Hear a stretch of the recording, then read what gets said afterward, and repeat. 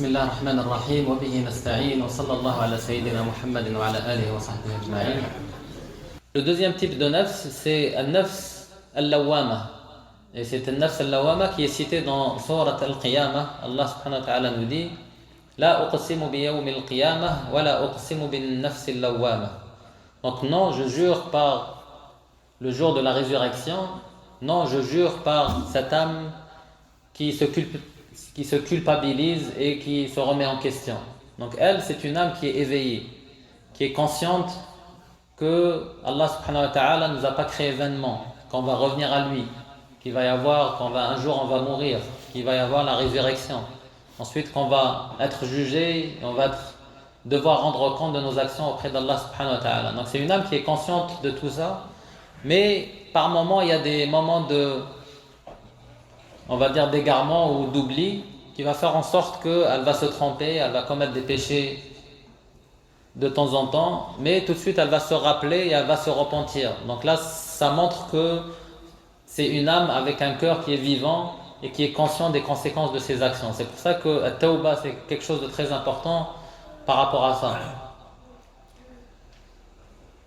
Et Allah subhanahu wa ta'ala justement il parle dans ce verset-là dans Surat Ali Imran aussi, il dit وَالَّذِينَ إِذَا فَعَلُوا فَاحِشَةً أَوْ ظَلَمُوا أَنفُسَهُمْ ذَكَرُوا اللَّهَ فَاسْتَغْفَرُوا لِذُنُوبِهِمْ وَمَنْ يَغْفِرُ الذُّنُوبَ إِلَّا اللَّهُ وَلَمْ يُصِرُّوا عَلَى مَا فَعَلُوا وَهُمْ يَعْلَمُونَ.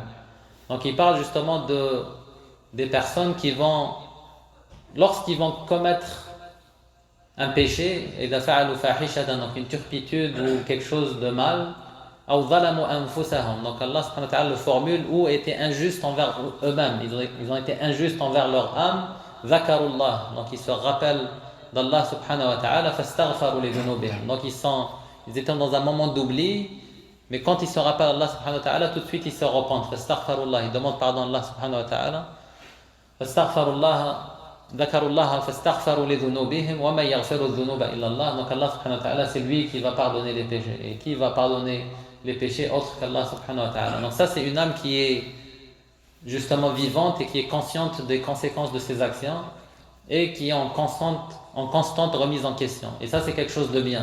C'est justement et c'est là qu'il y a cette dualité qui va rentrer en ligne de compte. Donc quand la foi elle est élevée, l'âme elle va avoir le dessus des pulsions et elle va accomplir les commandements d'Allah subhanahu wa ta'ala de façon naturelle. À l'inverse, quand il y a une faiblesse dans la foi, c'est plus les pulsions naturelles qui vont prendre le dessus, il y a des moments d'oubli et là la personne elle est plus exposée à commettre des péchés ou des excès, et là si elle se rappelle rapidement elle va se repentir et elle va rester dans cette situation là.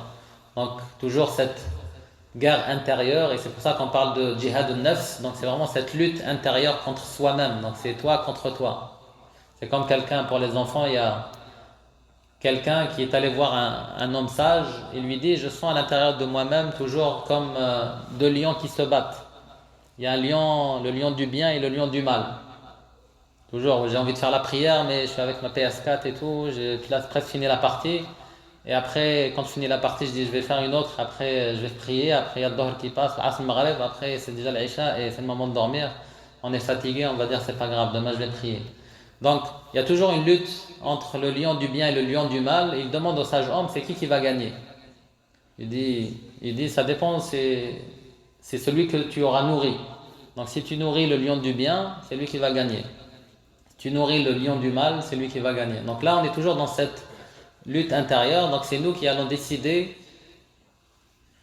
si on nourrit notre âme avec la foi, donc notre foi elle va être tellement grande et élevée, on va avoir le dessus sur notre pulsion et notre inclinaison et nos désirs, etc.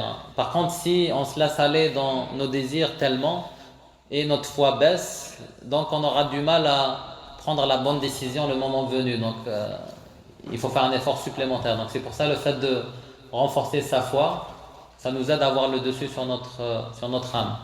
Et là, Sha'ir il dit en arabe وَالنَّفْسُ كَالطِّفْلِ إِن تُهْمِلْهُ شَبَّ عَلَى حُبِّ الرَّضَاعِ وَإِن تَفْطِمْهُ يَنْفَطِمِ. Donc il dit nafs, donc l'âme c'est comme l'enfant qui est en train d'allaiter sa mère. Donc tant que sa mère l'allaite, il va continuer à être allaité. Donc 2 ans, normalement, il est supposé d'être sevré et il s'arrête. Mais si elle continue à l'allaiter, il va toujours continuer à l'allaiter. À un moment donné, il faut le sevrer. C'est sûr qu'il va pleurer, il va toujours demander à boire du lait de sa mère. Mais à un moment donné, il faut l'arrêter. Mais si tu le laisses, il va continuer jusqu'à 3 ans, 4 ans, 5 ans, pas de problème. L'âme, c'est la même chose. Donc, donc l'âme, si on l'habitue à toujours céder à ses tentations, à ce qu'elle nous demande, on va lui donner, donc elle va prendre de l'importance. Et tant qu'on ne l'aura pas sevré, qu'on n'aura pas pris des mesures strictes, c'est-à-dire on n'aura pas fait un effort pour prendre le dessus, elle va continuer à demander. Donc c'est à nous de fixer la limite. Et justement, pour pouvoir fixer cette limite, c'est vraiment cette foi et cette force spirituelle qui va nous permettre de fixer ces limites. Ensuite, le troisième type d'âme, c'est An-Nafs al-Mutma'inna, c'est celle qu'Allah subhanahu wa ta'ala cite dans Surat al-Fajr. Ya ayyatuha an-Nafs al-Mutma'inna, irji'i ila rabbiki radiyatan mardiyah, fadkhuli fi ibadi wadkhuli jannati. Donc c'est l'âme apaisée qu'Allah subhanahu wa ta'ala appellera le jour du jugement. Ya ayyatuha an-Nafs al-Mutma'inna, ô toi âme apaisée, reviens à ton Seigneur agréé et en état d'agrément. Fadkhuli fi ibadi wadkhuli jannati, donc rentre parmi mes pieux serviteurs et rentre dans mon paradis. Nas'Allah azza wa jalla an yaj'alana minha inshallah. Amin. Donc c'est cette âme apaisée qui est justement apaisée par le fait qu'elle est apaisée par les commandements d'Allah subhanahu wa ta'ala. Elle sait que tout ce que Allah nous demande de faire, c'est au final pour notre propre bien. Elle est apaisée parce qu'elle est consciente du qada et qadar d'Allah subhanahu wa ta'ala. Donc la prédestinée, que ce qu'Allah fait, toutes les situations qu'on vit, c'est d'Allah subhanahu wa ta'ala. Et là le prophète sallallahu alayhi wa sallam nous illustre justement dans un hadith qui dit Ajaban li amri al-mu'min inna amrahu kullahu khayr. In asabathu sarra'a shakar fakana khayran lah wa in asabathu darra'a sabar fakana khayran lah wa laysa dhalika illa lil mu'min. Donc il dit la situation du croyant, elle est très étonnante. S'il y a un bien qui lui arrive, il va remercier Allah subhanahu wa ta'ala et ça va être bien pour lui, il va être récompensé de cette reconnaissance. Et à l'inverse, si un mal l'inflige, il va patienter et ça va être bien pour lui aussi, parce qu'il va voir la conséquence de sa patience en purification des péchés et en récompense auprès d'Allah subhanahu wa ta'ala. Et ceci est juste pour le croyant, le vrai croyant. Donc si on n'est pas croyant, quand il y a une situation qui nous afflige, la perte d'un membre de la famille, ou bien une perte d'emploi, ou n'importe quelle crise, tout de suite on est affligé, on est attristé, on ne sait pas quoi faire, on oublie que ça vient d'Allah subhanahu wa ta'ala. Donc là le comportement à avoir, c'est vraiment de patienter. Donc le fait de savoir qaddarallahu wa ma sha'a fa'al, dire que c'est la destinée d'Allah subhanahu wa ta'ala et d'avoir ce contentement rida bi qada'illahi wa qadarih. Donc ça c'est cette âme apaisée qui va vivre dans cet apaisement. Elle ne va pas avoir ce stress qu'on voit de plus en plus dans nos sociétés où les gens sont angoissés, sont stressés par la peur de l'avenir et l'angoisse de ne pas avoir assez accompli dans le passé. Ils savent pas ils ont peur de perdre leur emploi, ils ont peur que quelque chose arrive à leur enfant, etc. C'est sûr qu'il y a des peurs légitimes qu'il faut avoir, mais ne pas être dans l'excès, encore une fois, où on devient paranoïaque ou d'avoir des réactions qui dépassent la mesure du raisonnable. Donc là, justement, le croyant, quand il est avec cette âme apaisée, il sait que tout ce qui le touche, il vient d'Allah subhanahu wa ta'ala. Et donc là, notre rôle, justement, c'est comment essayer d'éviter d'être dans un nafs al-ammara bis-su', qui est avec une fin qui est dans la perdition, et d'être dans cette âme qui se blâme constamment, donc d'être toujours dans la logique de muhasabat al-nafs et de savoir qu'on doit rendre compte à Allah subhanahu wa ta'ala, de renforcer sa piété et sa taqwa pour justement avoir le dessus sur nos inclinaisons et nos désirs et nos pulsions. Et là on voit par exemple quand on est dans cette logique de foi et de proximité avec Allah subhanahu wa ta'ala, si je cite l'exemple du mois du Ramadan, où pendant la journée on est en état de jeûne, on lit le Coran, ensuite le soir on mange un peu, après il y a salat tarawih, donc qiyamul layl, des fois tahajjud, il y a sadaqa, c'est les gens qui vont faire des dons ramener de la nourriture pour iftar saim à la mosquée, etc. Donc on sent que notre foi augmente et on sent une tranquillité et un apaisement de notre âme.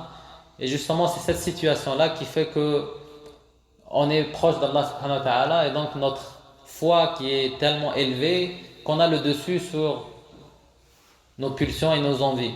Donc pour quelqu'un qui voit ça de l'extérieur, si on regarde boire, manger, etc., c'est des besoins élémentaires sans lesquels on peut pas on peut pas vivre. Mais justement, tellement la foi elle est élevée, même des choses aussi vitaux et élémentaires que de se nourrir et de boire, on arrive à avoir le dessus sur notre âme. Donc, ça c'est comme un entraînement pour que, en dehors du Ramadan, qu'on puisse aussi justement ne pas tomber dans les excès et dans les interdits d'Allah subhanahu wa ta'ala. C'est plus facile de ne pas commettre de péché que de ne pas manger ou ne pas boire. C'est-à-dire c'est plus facile, c'est plus difficile de s'abstenir de boire et de manger qui sont des besoins élémentaires et essentiels à notre vie que de faire un péché qui n'est pas nécessaire à notre vie.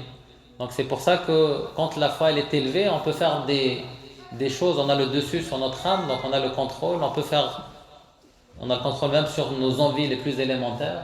Et donc ça nous pousse aussi à réfléchir par rapport à ça sur le contrôle qu'on peut avoir par rapport à notre âme pour les péchés et les désirs interdits. Et donc là, c'est trois types d'âmes, donc de travailler pour justement passer de l'âme incitatrice au mal à l'âme qui toujours est en questionnement, à l'âme apaisée. C'est ça l'objectif final qu'on veut avoir. سبحانك اللهم وبحمدك نشهد أن لا إله إلا أنت نستغفرك ونتوب إليك بسم الله الرحمن الرحيم والعصر إن الإنسان لفي خسر إلا الذين آمنوا وعملوا الصالحات وتواصوا بالحق وتواصوا بالصبر سبحان ربك رب العزة عما يصفون وسلام على المرسلين والحمد لله رب العالمين جزاك الله خيرا